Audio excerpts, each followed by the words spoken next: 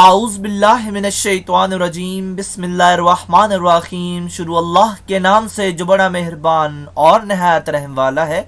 उम्मीद आप लोग खैरियत से होंगे। और इस वीडियो में इंजीनियर फैसल आपसे मुखातिब है।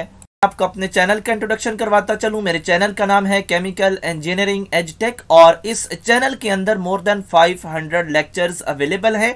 और जिन सब्जेक्ट्स के लेक्चर्स अवेलेबल हैं उनमें शामिल है industrial chemical process, industrial stoichiometry, chemical engineering, organic chemistry, mathematics और इसके अलावा इंजीनियरिंग से रिलेटेड इंफॉर्मेटिव टॉपिक्स अवेलेबल हैं। और इसके अलावा आप मेरे चैनल को सब्सक्राइब करेंगे, बेल का आइकन प्रेस करेंगे तो मेरी हर लेटेस्ट वीडियो आपको मिलती रहेगी।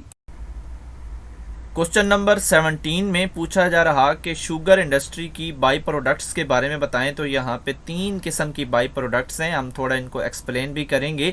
तो पहली है मड और ये हासिल होती है फिल्टर से, इसलिए यहाँ पे मड फ्रॉम फिल्टर्स लिखा हुआ है। यानी जब हम उस जो हमारे पास लिक्विड होता है उसको फिल्टर्स में से गुजारते हैं तो जो हमारे पास उस फिल्टर के ऊपर हमारे पास मटेरियल बच जाता है उसको हम मड कहते हैं। तो ये इस्तेमाल होता है फर्टिलाइज़र के लिए। तो ये डायरेक्ट जैसे ही मड गिरती है इसको ट्रॉलीज़ वगैरह में शिफ्ट करके खेतों में डाल दिया जाता है और ये एक अच्छी फर्टिलाइज़र के तौर पे इस्तेमाल की जाती है।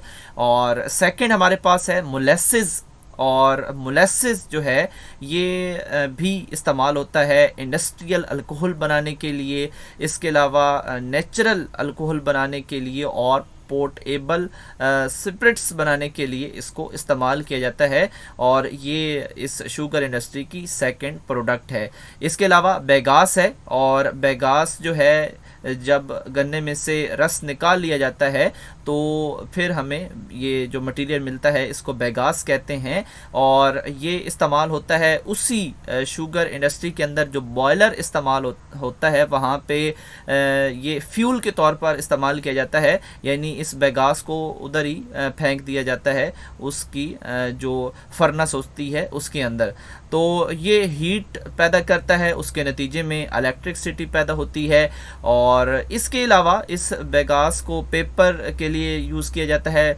इसके अलावा कैटल फीड्स के तौर पर भी इस्तेमाल किया जाता है। और कुछ जो कंटेनर्स होते हैं डिस्पोजेबल फूड के लिए इस्तेमाल होते हैं वहाँ पे भी इस बेगास को इस्तेमाल किया जाता है।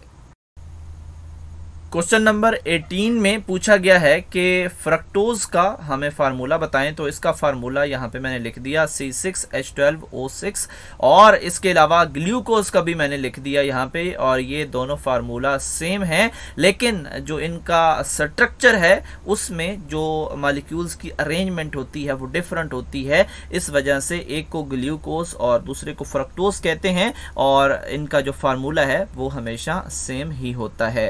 तो यहाँ पे इस पेपर में आपसे फ्रक्टोज का पूछा गया है तो किसी और पेपर में आपसे ग्लूकोज का भी पूछा जा सकता है और दोनों भी पूछे जा सकते हैं और दोनों का फार्मूला जो है वो सेम होता है।